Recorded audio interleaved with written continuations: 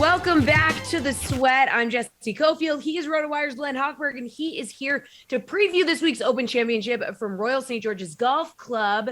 So, Len, let's get into it. There are 5 golfers at 10K or more for these contests. So we got Rahm, McIlroy, Koepka, DJ, and Schauffele. Can you make a case for fading all of these guys and anchoring your lineup with someone cheaper?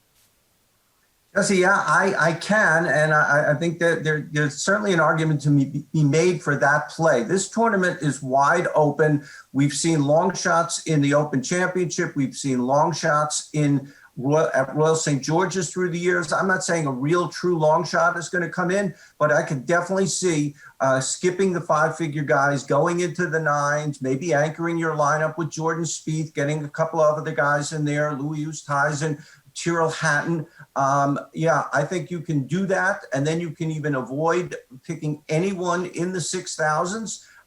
Although there are going to be some bargains in the 6,000s, some guys to target there. But I think, this is a good week to skip the high price guys, even though the winner may come from that group. Okay, Len, new caddy for our guy, Bryson DeChambeau this week. Any nervousness, trepidation about putting him in your lineup, maybe a little uncertainty there? He is going to cost you $9,900. Is there any non-trepidation, any non-uncertainty, any? I'm just completely staying away. There's just so much drama involved. Some of it self-inflicted, some of it not. Look, he is such a talented guy. He could win the tournament, but we also see that of all the top players, Bryson has the lowest lows. He's really a gamble. We are talking about gambling. So take that for what it's worth. But I have a lot of trepidation in this. He's just not for me this week. Len, who's a guy you think might fly under the radar this week, but that you want in your lineups? Tommy Fleetwood is only $8,000, and he originally started the week around 40 to 1 or so. I've seen him move down to about 33 to 1 in some places. He's a guy, he just doesn't seem to do his best in the United States on PGA Tour courses, but he really does most of his good work in Europe. He was second at the Open Championship back in 2019, the last time. He was 12th the year before that. I think he's a guy, and he is almost in the $7,000. He can be a part of just about any lineup. I don't know if he can win, but he doesn't even have to come anywhere close to winning to pay off at $8,000. All right, well, we've talked about some of the high price guys. So how about some value that you're going to be chasing this week?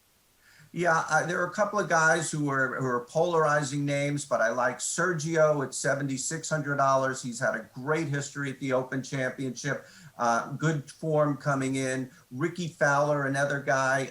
The only way he's even in this field is because he tied for 10. He was in the top 10. He tied for 6th back in 2019, but he has a very good track record and has been playing pretty well lately. Getting into the 6s, Kevin Kisner usually makes the cut this week. Lucas Herbert, probably the Australian, probably the hottest guy on tour right now. He has a win at the Irish Open. He was top 5 in Scotland. He's also played well at the Memorial. And 2 other guys down in the mid 6s. Juice Luton, 6,600, a veteran. This is his 8th Open. I think he knows how to play it. And Jason Scribner, 32-year-old Australian. He's actually low 6s, 6,300. I think he can make the cut as well. So who's the guy you're staying away from, Len? Maybe someone without a good track record here.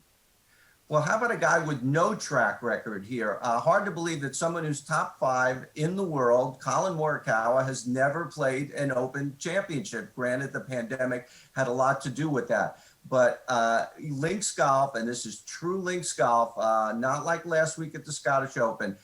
It's an acquired taste. It takes experience. He even struggled last week in Scotland at sort of links-like golf. He said that he was having trouble with the toughness of the turf.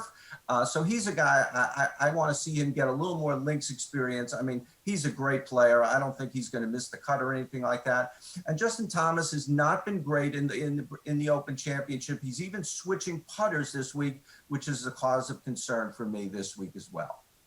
All right, real quick, Len, about 30 seconds. Who's your pick to win the Open Championship? I've gone in other places and talked to other people and really have not with much conviction said Brooks Koepka. I really think this is wide open. And the fact that Brooks Koepka came out yesterday and said that Royal St. George's is not his favorite track gives me even more pause. But I'm going to stay true to what I said elsewhere, that Brooks Koepka is my choice. I expect him to be in the mix, even if he doesn't win. I expect him to be in the top 5 and on the first page of the leaderboard come Sunday.